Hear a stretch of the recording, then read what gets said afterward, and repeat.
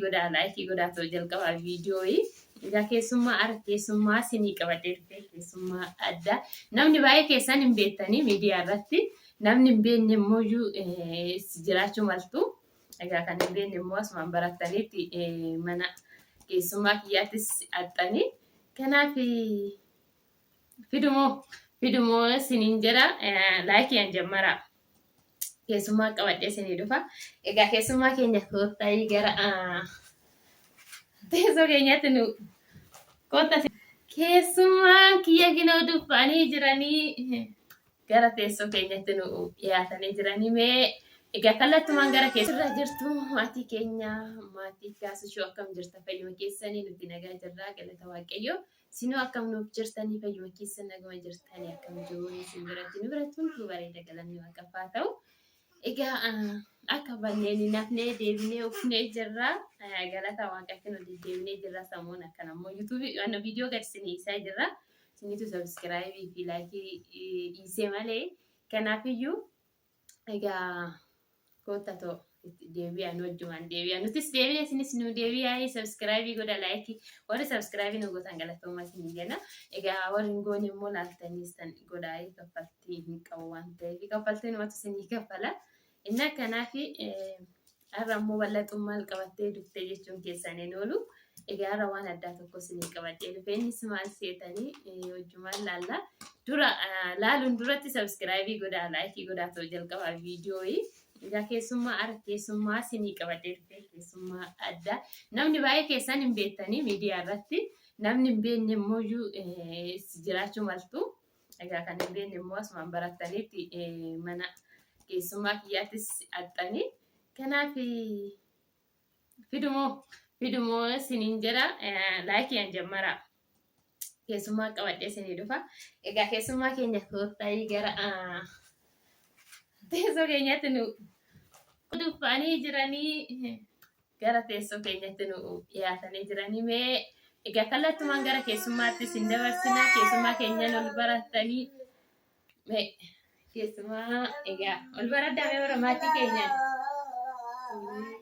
Akkam jirtanii nagaa keessanii hordoftoota kaasuu showuu nagaa kooti galata waaqayyoo hundi keessan akka nagaa fayyaa taatan immoo abdii guddaan qaba.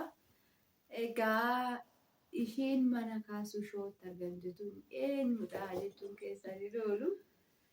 Ishii tarassoota jettanii barattoonni mana faaraa taatan mana kiyyaafis ta'ee kan kaasuu showutiif faaraa taatanis akkasuma wal barachuu hin danda'ama.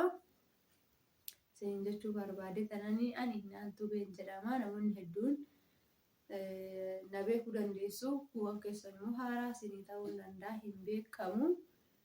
Kanaafuu warra immoo maal gochan mana isaanii dhufe laataa walumaan kan laallu ta'a. Egaa maatiin kaasuu showuu mana isaaniitti na yaamanii jiru anis dhufee hin jira kana fakkaata.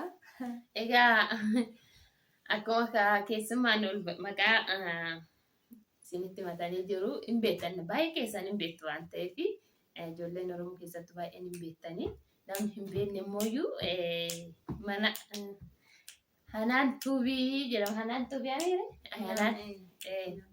Hanaan Tuubiidha. Egaa mana Hanaan akkasoo subscribe godhaa maatii ta'aa fi baradhaa.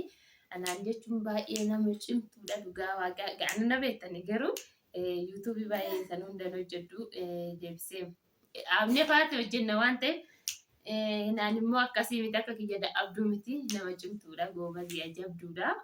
Kanaafiyyuu mana naan laqatu subscribe godhaa maatii ta'aa fi nu jajjabeessai obboleewwan keenya keessattuu biyyan baa jirtan. Kan biyya keessaa baay'ee kan YouTube fayyadamu hin jiru wal fayyadamanis nu bira darba waan ta'eef isin immoo nu bira darbinaayi subscribe godhaa fi jajjabeessai anaanis keenyas akkasumas bakka ammaan alchitti jechuudha. Ani dhugaa ji'a muraasaan boodatti ol argine gara iddoo tokko iddoo ani gizee tokko viidiyoo isin waraabette anaanis achitti viidiyoo isin waraabdee turteeyyuu iddoo sanirraa kan ka'an naannoo asallaa keessa jirti kan jedhu barbaadan ture garuu barbaade malee argachuu hin dandeenye. Egaa guyyaa waaqayyo jedhee immoo argeen jira. Kanaaf ammaan achitti addan baanuu naannoo tokko jireenyi keenya iddoon mana keenya naannoo tokko jechuudha. Naannoo tokko taanee garuu ji'a hedduu wajjin ture osoo waliin barii miti. Amma immoo guyyaa eeyyamaadha ol barree jirra. Kanaaf yeroo hundaa waan adda addaa waan bakka isin bashannansiisu isin gammachiisu keessatti ijoolleen biyyaan baay'atan bakka waan addaa isinii qabannee dhufnaa isinis wanna barbaadan kana barbaannaa kana nu godhaayii anaanis yoo ta'e bakka hundaa isinii goona gara koomentiitiin nu barreessuu hin dandeessanii wanna isin barbaachisu. Innaa gaafis yoo qabaattan anaa kanaan irraa gaafis gara koomentiitiin nu barreessaa wal bira waan ta'eef yeroo hundaa ol arginaa. Waliin hojjennaa rakkoo qabu sinumti bichaan nu cinaa ejjedhaayii nurraa fagaatinaa isiniin jenna. Egaa kana anaan ol arguu keenyaaf mee maaltu sitti dhagahame? Ani wal arguu keenyaaf dhugaa gammachuu guddaan qaba. Gammachuu guddaan natti dhagahame. Maaliif namni fakkeenyaaf qaamaan miidiyaa hojjetu namni irra caalammoo namoonni keenya waa'ee miidiyaa kanas adda baafatanii warri beekan jiran kan biyya keessa jiranii maqaa warroota biyya ormaa deemee galee yuutuubaroota gara biraa laallee nus akka kaawwan hojjechuu dandeenya jennee warroota yuutuubii banateen alatti warroonni biyya keessaa waan kana sirriitti keessa gadi bu'anii hin beekanii hin laalu malee ammas hojii isaan beekanii irra caala amma malee duraan fa'aa wanni beekan tokkollee hin jiru.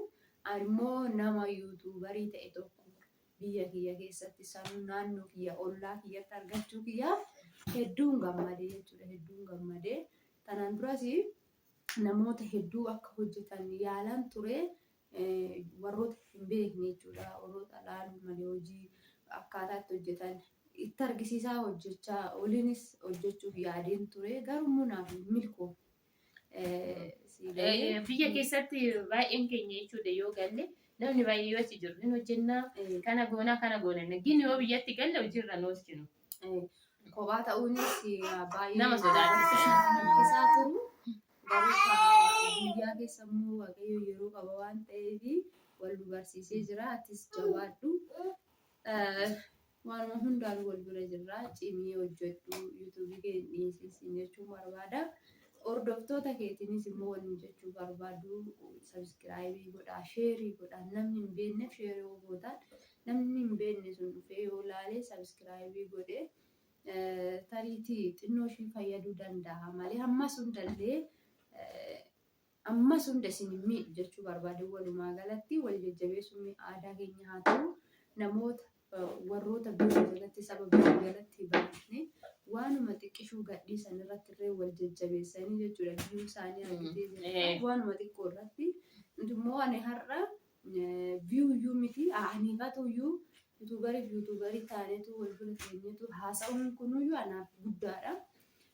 Akka guddaa tokkotti allaala jechuudha. Kanaaf kan fuulduraatti wantoota nama bashannansiisanis haa ta'u wantoota jireenya keenya keessatti maaltu akka nu barumsa hedduu nurraa barachuu dandeessu. Waa hedduu nurraa barachuu dandeessu. Kanaafuu mee namoonni tokko immoo fakkeenyaaf yuutuubaroonni tokko wal baranii hangam akka wajjin akka jiraatanis yookaan immoo jaalalli isaanii akkam akka ta'es walirraa barachuu dandeenya.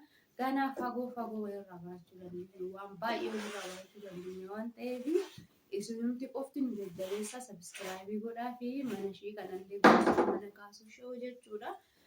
Akkasumas immoo warroon nanaaf maatii naaf hin taane fedha keessan jechuudha. Fedha keessaniin dhaqxanii sabiskiraayibii naaf hojjetanii ani hin jibbu hunda keessanuu qixan isin laala dhalatoomaa isin jechuun barbaada. Kana fakkaataa viidiyoo birootiin immoo walitti deebinaa waliin hojjennaa. Naannoo tokko jirra. Akkasumas immoo warroonni biyya ormaa keessa keessanii yuutuubii hojjechuu yaalii godhaa jirtan magaalaa Asallaa keessa ta'ee akkasumas immoo jiraachuus danda'u warroonni yuutuubarii gurguddoo ni jirani garuu nuti beeknu malee warroonni hin beekne yuutuubarii gurguddoo jiraachuu danda'u. Garuu immoo nuti warroonni gara gadi jiru kun wal guddisne yoo rakkoo hin qabu wal guddisuun Homaa tokko miidhu jechuudha. Miidhaa hin qabu.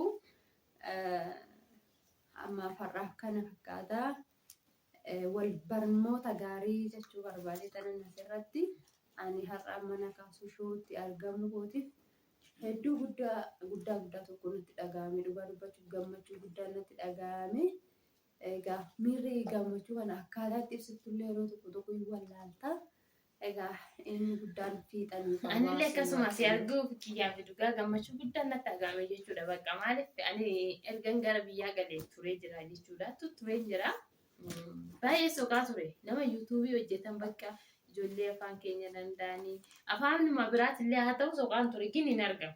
Naannoo keenya kanatti maaliif akka hin baratamne yuutuubuma amma viidiyoo yoo waraabdu maal gooti bakka namni illee si qaanessaa na kanaaf tokkorra immoo lama wayyaa muni tokko hin haramanii buba'u miire kanaaf immoo lama ta'an wal jajjabeessinee nutis bakka ijoolleen immoo biraatis nurraa baratanii dhufanii gara keenya amma nama baay'eetu jira namni hojjechuu barbaadan koota isinillee warra sodaatanii teessan biyya galtanii kan sodaatee ta'u baay'eetu jira. Koota nuti makamaa yoo jenna koota wal guddisna waan baay'ee jira wantoota irratti hin baratanii. Akkan saba biraa ta'uu dandeenya nullee yeroo hunda hirkattummaan biyya ormaa nu gahaa yeroo biyya keenya keessatti of mul'isnee hojjenne nutis iddoo wayii ga'uu hin dandeenya isiniin jechuu barbaade taasifamarraani yoo balleesse immoo dhiifamaa isiniin jechuun jaalladha. Balleessaan qabu gorsa waan ta'eef balleessaan qabu. Kanaaf egaa har'aatu viidiyoo illee isinitti baay'isnu asuma irratti dhaabna. Yeroo biraa immoo viidiyoo biraatiin walitti deebinaa akkuma isiniin jenne yoo rakkoonis jiraate nuu balchaa isiniin jenna yaadas yoo qabaatan gara koomentiitiin nuu kaa'uu hin dandeessani. Kanaaf viidiyoo biraatiin walitti deebinaa egaa amma turtiin keessan waliin haa ta'u egaa viidiyoo keenya waliin nagaa nuuf taasisan jaalannaa. Ciao, bye bye.